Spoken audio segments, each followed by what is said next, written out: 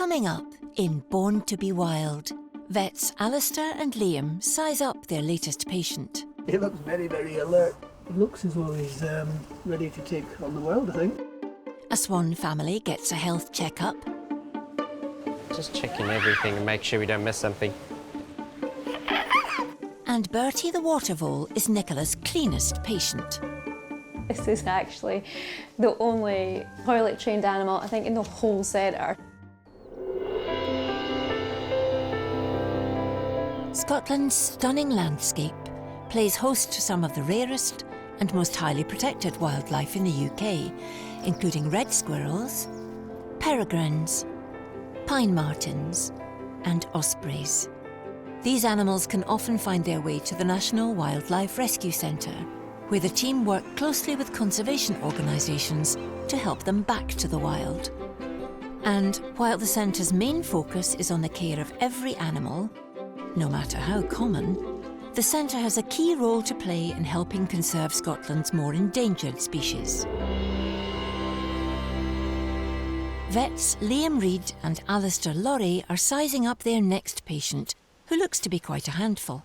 We have a white-tailed sea eagle. He seemed to have been found on a rock somewhere and hadn't been moving for a few days, and somebody managed to catch him, which is quite a feat for catching a sea obviously eagle. shouldn't be able to walk up to a sea eagle. And... He looks very, very alert. He looks as though he's ready to take on the world, I think. Yeah, absolutely. Which probably is. I'm sure he knows we're here. They've got amazing vision. He's not a sick bird by the look of him, so he's going to be a bit of He's going to try and catch us. Formidable Yeah, patient definitely. that's going to want to get us as much as we want to get him.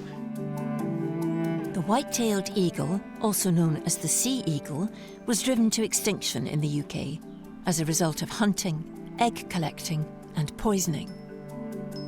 They were reintroduced to Scotland in the 1970s, but with a breeding pair only fledging one chick every 2 years, it's a slow process, and they continue to remain rare. The white-tailed eagle is one of the world's biggest. Standing at a height of almost a metre, they're strong, versatile hunters who mainly feed on fish, but have been known to lift animals as large as a roe deer.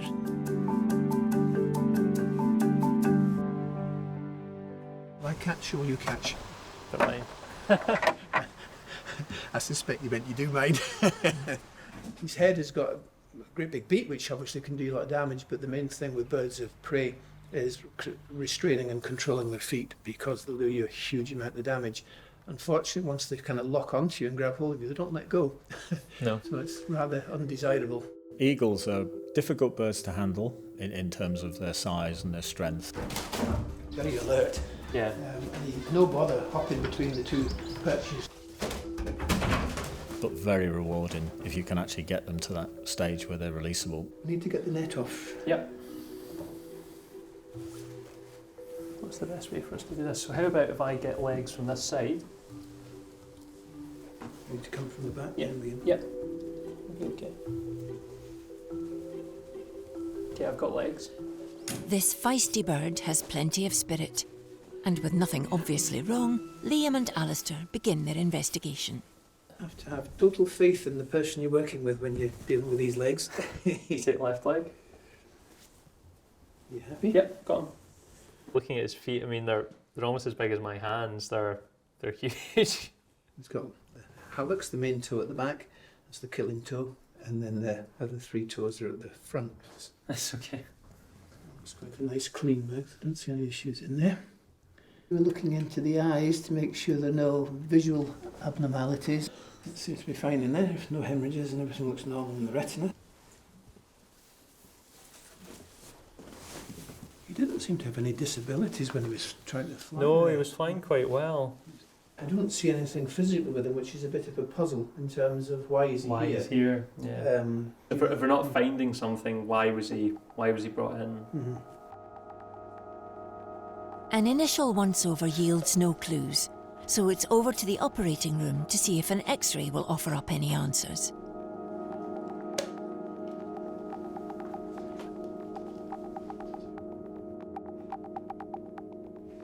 That's the safest place for a beak to be.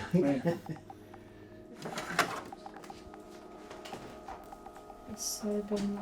It's quite heavy. Okay. Okay, yeah.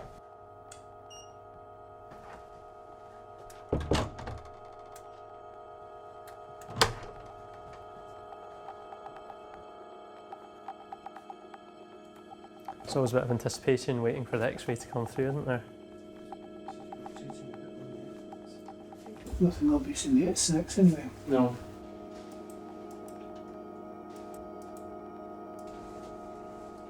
Nothing significant so far.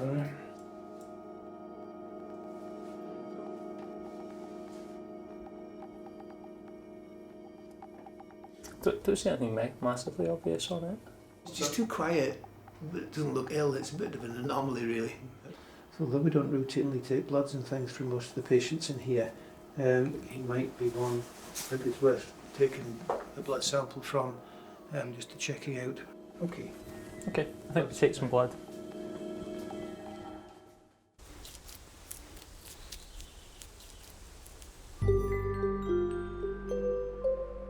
After a cold spell, head of small mammals Nicola spots a window of opportunity to release some prickly customers. We've got to release quite a good lot of hedgehogs today, so that's good. They're needing to go. I've still got about 155 on site just now. So, yeah, it'd be nice to get them away. She's going to need a helping hand from Katrina, as that's quite a backlog to work through. Oh, we could start there. We've had them quite a while because just the cold weather, we've not been able to get them away as quick as we normally would, so yeah, it's nice to see them go finally. The hedgehogs are given a quick once-over before being moved into their cardboard caravans. Hedgehogs are adorable. They're great fun to work with. They're just hilarious. You're a fat one. Nice and good. Bad thing with them is they poop a lot. Eat and poop a lot. Yeah. Yeah, there's some right big ones in here. You know, hedgehog numbers are in decline. Fine. It's so important to get all these animals back to the wild.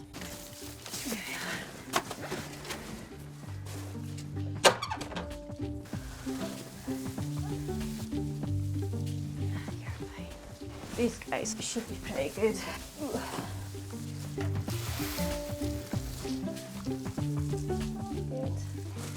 Cool.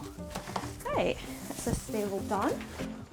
The van is fully loaded, but someone seems to think there's room for one more. Billy! Come on, big man, you can't go. Come on, I'm going to stinky bloody goat. Get away from me. Oh, you're very cute though. Sure he is. Oh, Billy. They're headed to the Highlands, where a member of the public has offered up their woodland for the release. We know there's sort of no badgers and things in the area, there's no humans, there's no roads and everything, so it's quite nice way up the hills, away from people and things, so it's a nice peaceful place for them. It's good.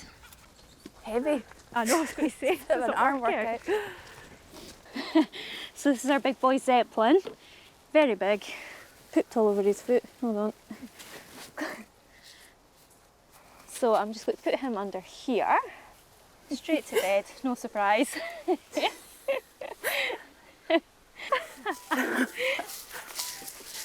Oh, perfect. So this is our other hedgehog, Phelps. She's a bit grumpy.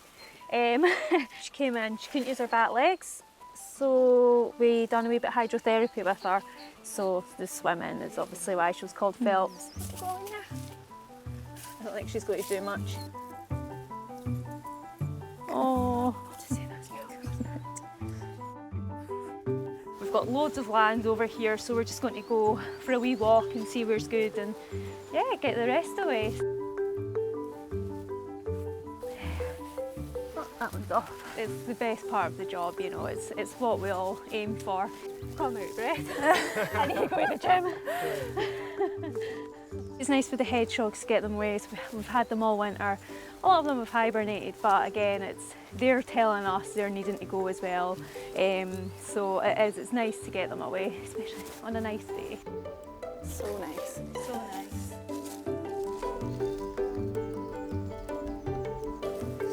You ready?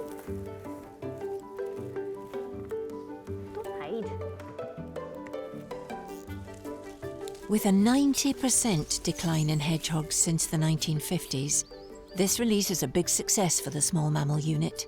Go back to the centre, and for me, I'll need to sort out all the paperwork for the guys that we've just released. There's still more hedgehogs back at the centre to release, so yeah, it's never ending. Yeah, there's always something going on. And I'm surprised you've not got any owls in yet.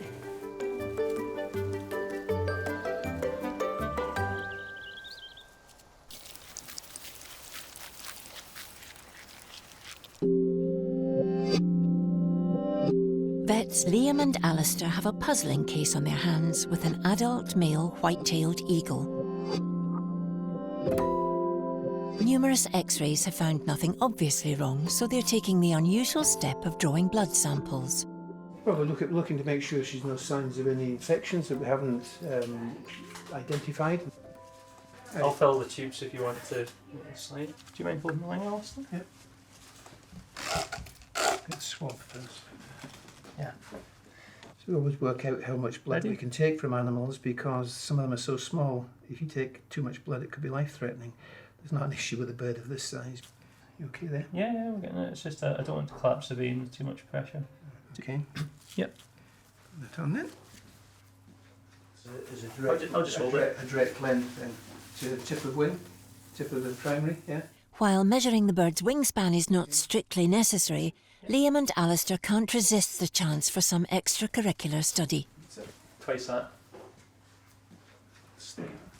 I think we all got into this because we're all fascinated by animals, so yes, there's the vet aspect to it, but we've also got a sea eagle here, which is amazing. So the total thing is 6'4" inches. 6'4" inches, yeah. Wow. Almost 6.5 feet, yeah. Huge. Probably a male, as we thought. Yeah. Yeah. But while these two are satisfying their curiosity, their patient is beginning to come round. You've got the wrong hands and hold on. Yeah. I'll maybe take it from you Yeah, then. that's fine. So they need to act fast to get him back to the aviary. Okay. You okay there? Yeah, great. Right, okay, let's go back with her, I think. You okay? You humans? Yeah. Right, let's go back. Yeah.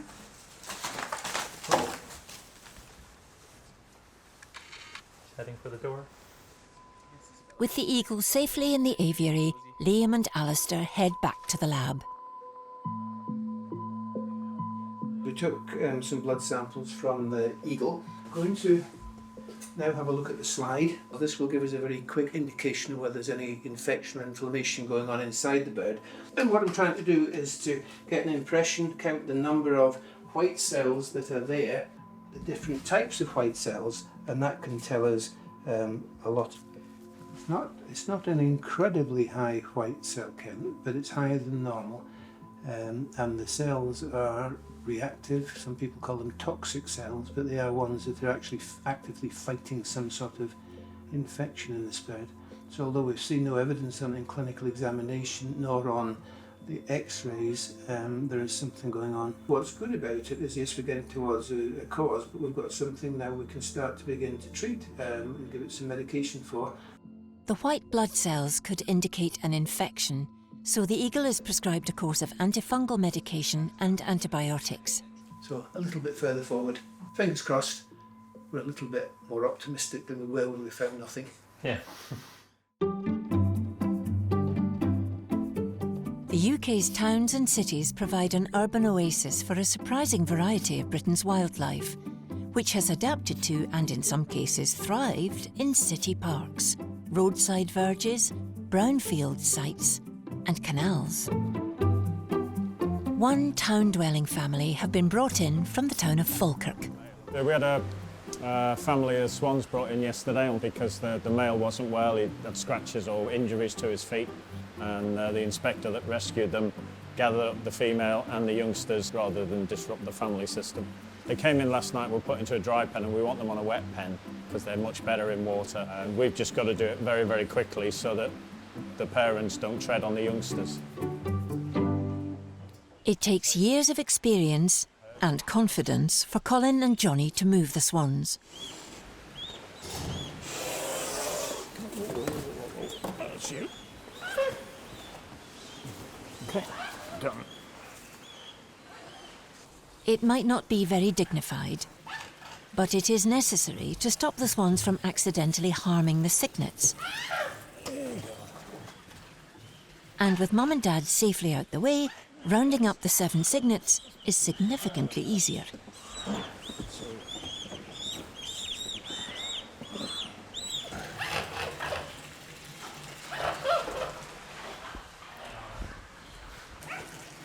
But they are not so sure of their new environment.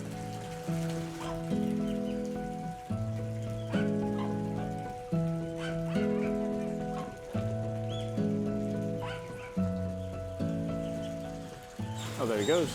That's the last one. Good job done, yeah. They'll be much more content on the water now. It takes a lot of pressure off their legs. And they'll feed a lot better too, because we'll put grass and lettuce and things in for them to eat. Head vet Romain will inspect the swan family tomorrow to see how long they will need to stay at the centre.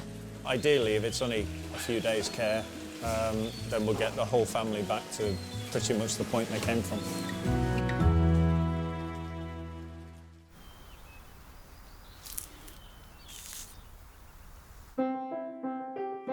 There's a new patient at the centre. A Watervole has been rescued from the clutches of a cat, and vet Liam and Claire from the small mammal unit are taking a look. I don't think we've had a Watervole in the centre. No, this is going to be a first for us, so... Okay. Watervoles have undergone one of the most serious declines of any wild mammal in Britain during the last 50 years. In the 1990s, the population fell by almost 90% due to habitat loss and predation from escaped fur farm mink. They can live for up to 2 years, but they're extremely vulnerable to predators, and this can reduce their lifespan to just 5 months. Obviously he's been caught by a cat, but has he been caught by a cat because he was unlucky, or has he been caught by a cat because he was unwell, and so he's maybe been out where he shouldn't have been trying to find food? He's been caught by a cat for another reason. Have you seen him moving around, or has he just been hiding? I mean, he's been hiding a lot. And have you seen him eating anything since he's been in? He's been clearing his grass, so he's Great. definitely been eating, sort of thing. No wonder people don't spot these things in the wild when I know there's a Watervole in this glass tank and I can't see him yet. There we go. Wow. Meet camera-shy Bertie. He's gorgeous. Yeah. So we'll just give him a full look over here. His teeth look at its incisors anyway, look absolutely fine here. Quite interesting, a lot of rodents have these sort of, this coloured enamel. So you've got sort of orange-brown enamel on its top incisors, they look fine. His jaw feels fine. Sorry little guy. Okay, feel your abdomen. That's okay, that's okay. His abdomen feels fine, yeah. I can feel stools in there, I can feel bladder. So wee boy. Okay, that's That's good, useful. sir. Yeah. Nothing abnormal. Just get a wee look at his legs. I suppose if he's been caught by a cat, we just need to make sure there's no injuries or anything like that as well. So Amazing back legs he's got there. yeah, look at his wee claws as well and his feet. Okay. So that leg feels fine as well. Just get swap hands. It's okay, little guy, you go in. Okay, moving. There he goes. And has he passed any stools that you're aware of? Yeah. Brilliant. What we might do is get a couple of the stools out and we'll just check them as well. I'm not finding anything obvious looking at him, but he could have an underlying sort of parasitism or something like that. So looking at a stool sample just lets us check, does he have any obvious parasites? It's just a quick, simple thing we can do in the clinic here. It doesn't really cost anything, and it will give us quite a lot more extra information that we wouldn't have otherwise.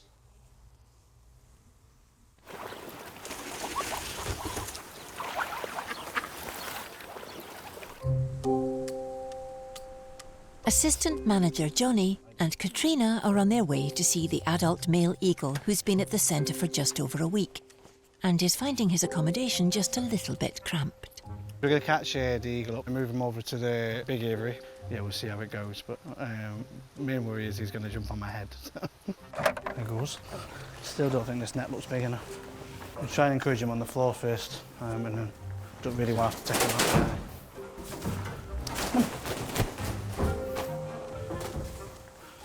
We don't want to take him out of the sky. So. Go. So because he can't see what he's doing now, he's probably just going to quite happily sit. If he was to see that he was outside right now, I'd have a bit more of a fight on my hands, I think. He's a biter, just to warn you. Yeah. The power in them animals is phenomenal, and to be able to feel that hands-on, there's no better feeling than that. Ow! Has he bit you? Yeah. Okay, I'm going to reveal his head. There we go. This big bird has certainly got the centre talking, but he's soon to be upstaged by one of the few birds in Scotland capable of doing so. A female white-tailed eagle. Don't mess with the females in the raptor world, you know. I mean, they are big, you know, they are so much bigger than the males. Wow, she's absolutely huge. It looks like a juvenile bird, as you said. I think she's probably been born this year. She's a lot bigger than the male that we've got in, isn't she? Will we get her caught out then? Yeah. Okay. I drew the short straw. This fledgling bird was spotted out of her nest, grounded and starving, before being brought into the centre. Okay, that's her. So just watch her beak. We'll just get a quick check of her, make sure there's nothing too critical, she's not got a fracture or anything like that. Probably the first time she's ever been this kind of close to a person, isn't it? Your heart sounds good. Heart rate's 240 for what that's worth, which is fine. Don't feel anything strange in her stomach cavity. Just want to be head massage. So there's no sign of any injuries to the pad here. So she's a ringed bird, so we should be able to get some information as to exactly where she's been hatched out and things. These riveted leg rings are part of an ongoing conservation effort and give valuable insight into where the bird was born, its weight at the time of ringing, and its parentage. So if it did come to the point where we're happy with her and we're looking at getting her released, that's really helpful because we know the sort of area she's from already. Now the tricky bit next, so we're going to have to check her wings. She won't like this bit that much, so it'll be a funny feeling for her. You happy there? Yeah. Yeah. Wow. So I'm just having a quick look at the feather qualities. There's nothing too bad there.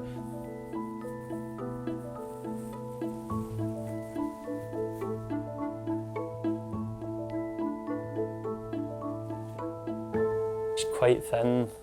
Yeah. She's not got a lot of muscle there, does she? No. So, I mean, we're already thinking either she's not been doing well fishing and so she's just simply not had the muscle there, or there's something wrong and she's been losing weight or unable to hunt properly. That's amazing, isn't it? It's wonderful to see and be so close to them. I mean, to see them in the wild is one thing, but to be cradling their head in your hand and seeing their wings open up like that so close is incredible. Closest thing to Jurassic Park I think we're ever going to get here. So at the moment, not really finding anything obvious. I think we've got a bit of a waiting game now in that we probably do want to do a bit more diagnostically so we know we're not missing something. But I think it makes sense, given how thin this bird is, to let it put on a wee bit of condition for a few days and then we look at potentially doing a wee bit more.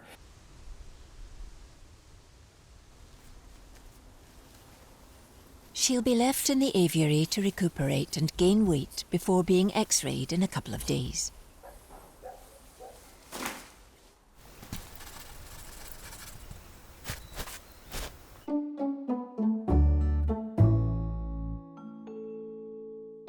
A bashful Watervole named Bertie is being looked after at the centre, and it's head of small mammals Nicola on duty. We have a Watervole that's come in. He's the first Watervole we've had in the centre, so that's exciting. He's so cute. He's just like a wee pet, he's just gorgeous. I'm just going to give him a clean out, fresh food. I'm going to get a weight on him as well, just to make sure he's gaining and doing good. We just give him some hay. They eat a lot of grass in the wild, so he'll get plenty of grass. And then he likes potato and apples, which is just the cutest. He may be elusive, but he certainly knows how to impress Nicola. He's actually quite clean. He does the toilet in his wee water bowl. This is actually the only toilet trained animal, I think, in the whole centre, so it's good. And luckily for Liam, Bertie's business is a little easier to find than he is.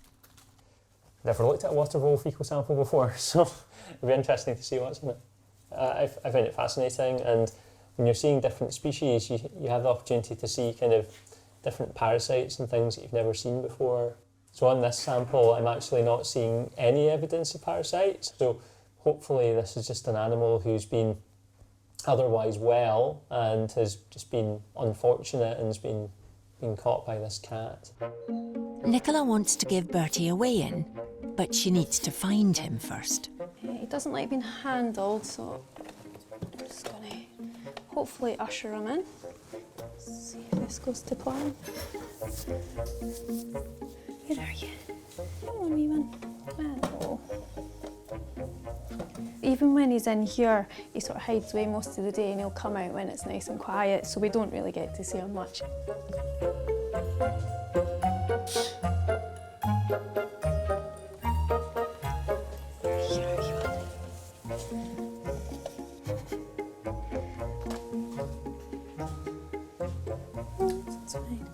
Sort of sustaining his weight, so that's fine, he's not losing it. Liam, one of our vets, had a check over him and was pleased with his condition, no wounds, he's just needing a wee bit of sort of building up, and then, yeah, hopefully he'll be good to go soon. Yeah.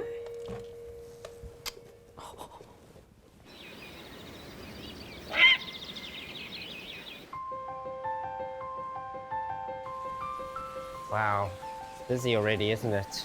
Romain has come to inspect the injured foot of a male mute swan who has been brought in with his family. So once again, Colin's swan handling skills are being called upon.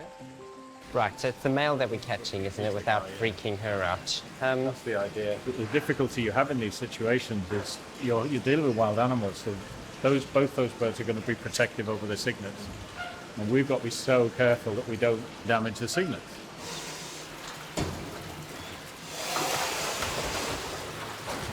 Oh, sorry, baby.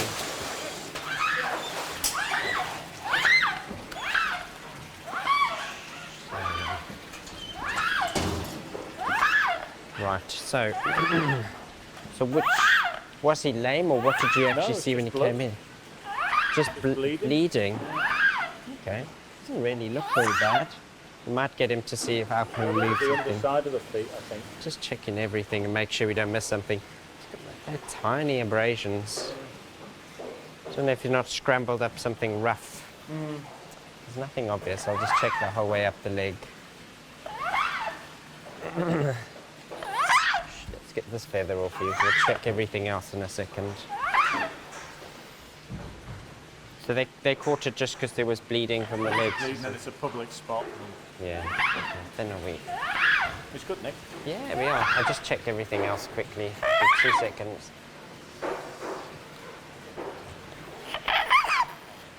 So, okay, if you don't mind, what we can do is, if we open that gate, and we close that door probably, and we let him go here, I want to see if he's going to walk. Is that all right? Let's see if that's going to do. He may not want to walk. Are you going to walk?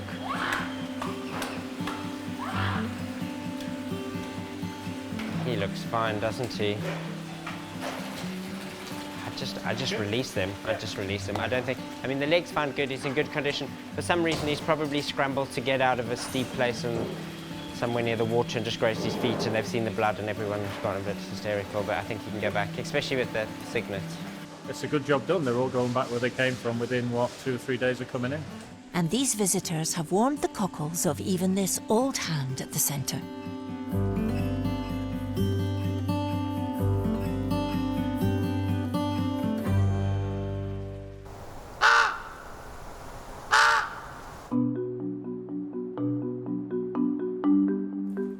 The adult male eagle has been on a course of antifungal and antibiotic medication due to a high white cell count.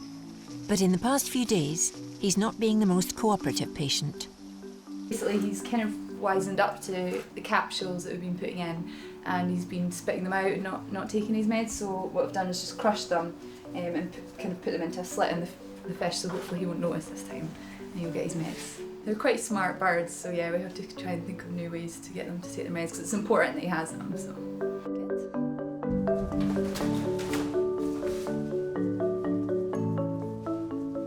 Next on the feeding rota is the juvenile female eagle, who is not being quite so picky.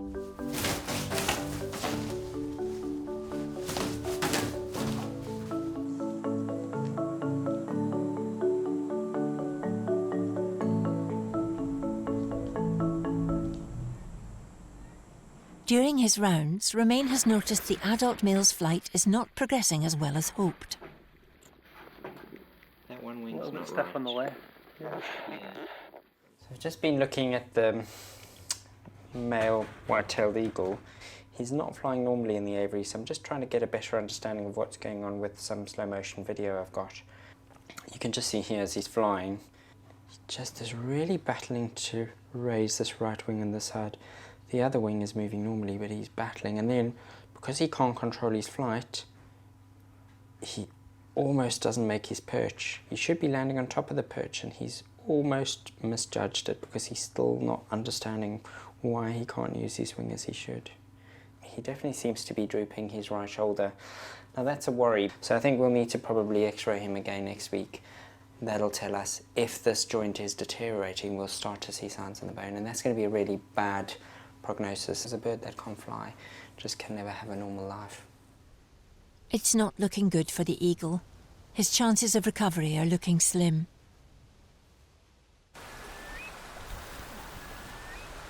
Nicola's been looking after a shy patient for just over a month. Today is the day we're going to release the Watervole, so we're taking him back to Glasgow where he was found, so it'll be good. I'm just going to catch him up, try.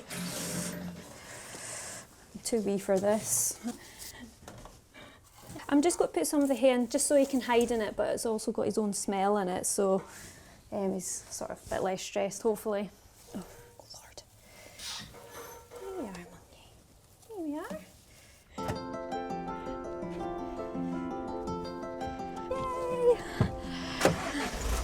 She and Colin are meeting Kath Scott from Glasgow City Council at Bishop Loch Nature Reserve. Kath, how you doing? Colin? Watervoles are extremely vulnerable and would make a tasty snack for any number of local animals. So, to keep him from meeting any overeager fans, special security measures have been taken. I've had the volunteers here creating the soft release pen. It's designed to contain the animal but give it an opportunity to burrow out. The wire goes quite deep around the edges to stop any predators coming in.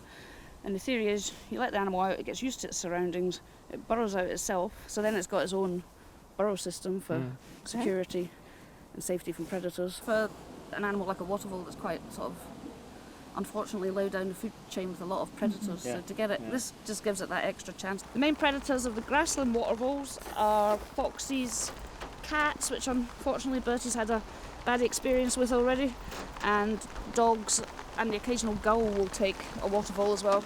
Yeah. I think you've had experience of the water being used as a latrine as Yes, he used his water bowl for the toilet. well. So that's really useful for monitoring because that means we know how he's getting on. Yeah. So, that's a new one. So obviously not scared of water. No, yeah. Just because they're living in grassland. And Nicola has the honour of settling the VIP into his new temporary accommodation. Don't know if I'll be able to reach, but I'll try. I might just tip him out. There we are.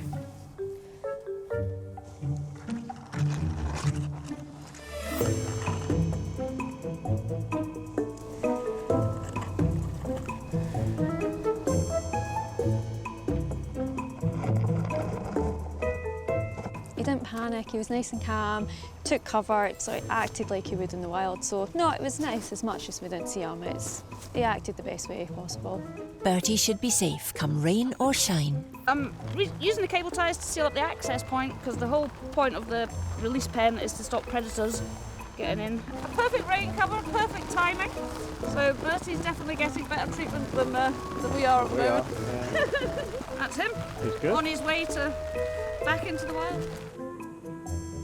And it takes no time for him to settle in and make use of the facilities in his own inimitable style.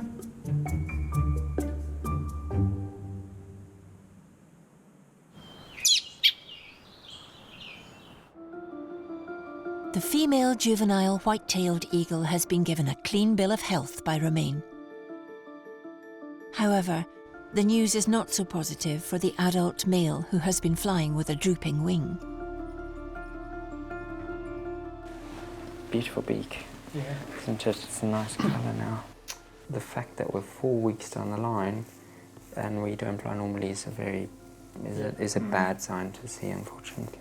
He's a big bird. He's had a collision when we've x-rayed him and he's come in because it's cartilage that's damaged, so that's why the first x-rays are normal. And if my hunch is right, it's at the stage now that we should see bone changes underneath it. If we see that, we're not going to get him releasable. I'll put him down. This wing has not got that play. You can feel this in the good wing. You can almost hear a normal bit of motion there, Liam. See what you think. Yeah, this one is much, there's some swelling there which makes me think our suspicion is right with what's gone on there. This wing goes right up. So it's much looser, isn't it? So yeah, and you can actually, it feels almost like it's laxating, but when you take this wing up, it won't go higher than that, and he's turned. So if you take it to his back, he can't, he's feeling that, so he's sort of, bugger. Right, okay, let's go and take these pictures. It should be quite obvious.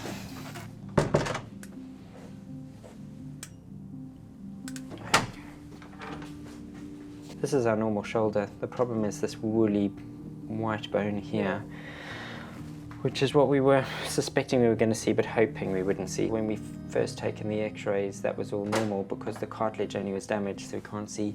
But now, several weeks down the line, what's happened is as the cartilage has now completely fallen apart and the wing has started to fuse, is the bone underneath the cartilage has been affected, and so it's trying to cope. It's become thick and white.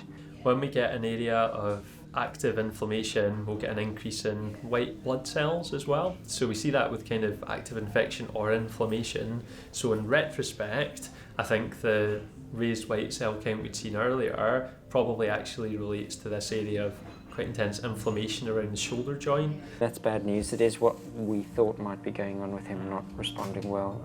This bird is going to actually not only not fly better, his flight is going to deteriorate as this gets worse. I mean, sad as it is, I think we need to put him down. There's no point in waking him up.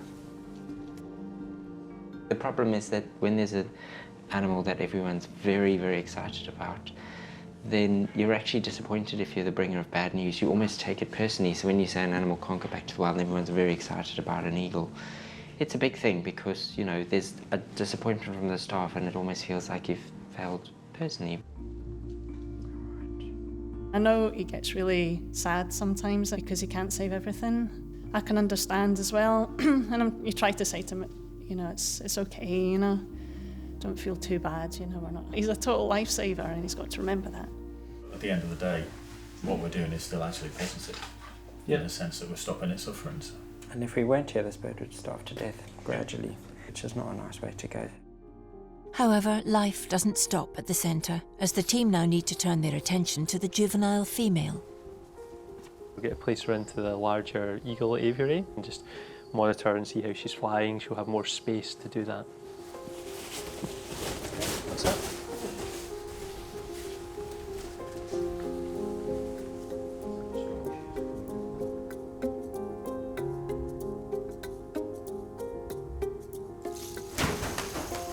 Oh, well, she managed that, no problem. I mean, she didn't need to run up, she didn't need to use the whole aviary to get up there. She was a couple of metres and just straight up. That was good. She's just hauled her 5 kilos. Yeah. It should be a week or two and then she'll be going. I think she destroyed the net a little bit.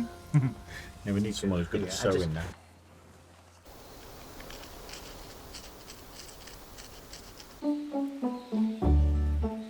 A family of swans have been at the centre while Dad had an injured foot inspected. Having been given the all clear, the day of release has arrived, which calls for Colin, with a little help from Lucy, to place the parents in safety travelling bags.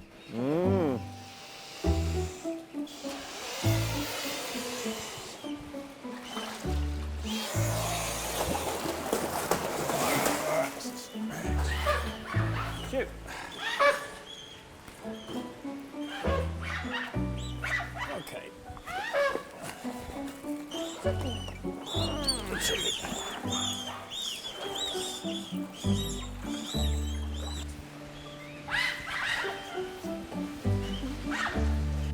pretty painless.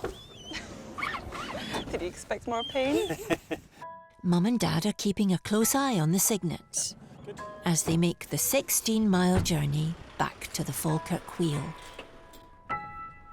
There they are met by Ross, who made the call to the Scottish SPCA.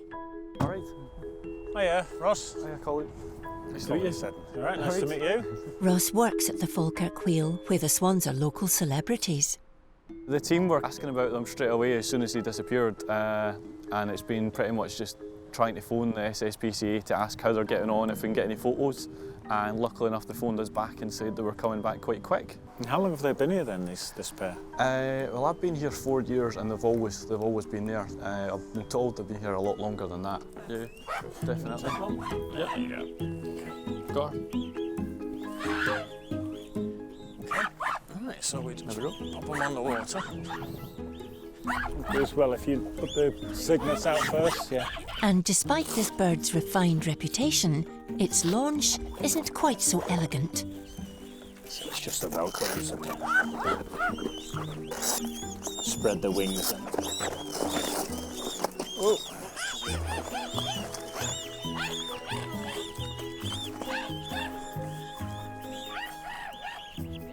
That's them. 7. It's great to have such a happy ending. I mean, not all of our stories are like this. You know, a lot of the animals we can't save, but to have a complete family that comes in, it's back. The whole family are back exactly where they should be, and yeah, everybody's happy. Thanks for everything, Ross. No problem, Colin. And we'll get back.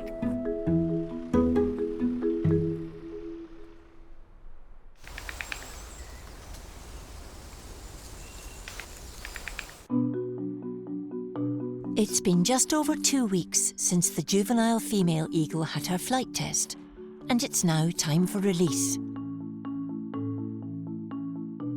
It's all right, now we've got to catch her. She should be thrilled.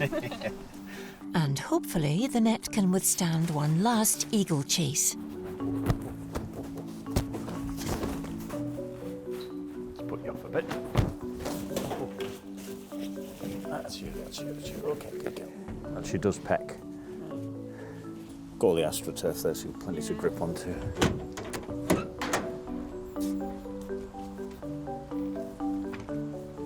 This is a crate we usually use for deer, but it works very well for the eagles. The bird has also been fitted with a satellite tracker, which means they should be able to monitor her for up to 5 years.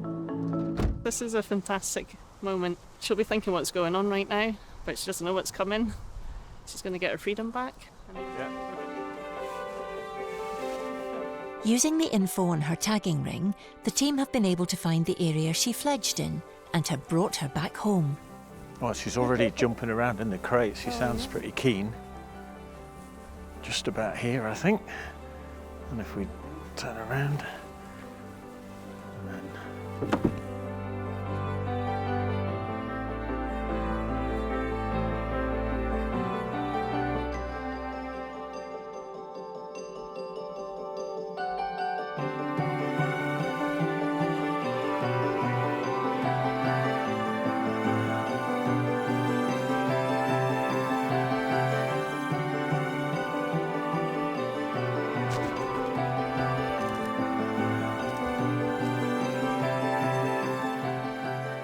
Looking at her now, you think she'd never been away, wouldn't you? And she's got a big second chance now. She has that, yeah.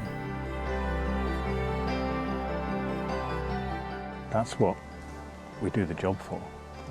And when you can put them back and it goes this well, everything that everybody's done has worked. It's what wildlife rescue is about. It's about a lot of people that care working together. To let her go and back where she comes from. There she's right just at the back. Right at the back there. Wow. This is the greatest thing ever. It's like the total highlight of the year. You wouldn't know she wasn't just a perfectly wild eagle. When you're a vet, there's a lot of responsibility there. Some of the animals you see aren't aren't going to be able to make it back to the wild, and there's a lot of difficult decisions there sometimes, but to get a release like this is just brilliant. It's been a good day, yeah. It's one of the better ones, that's for sure.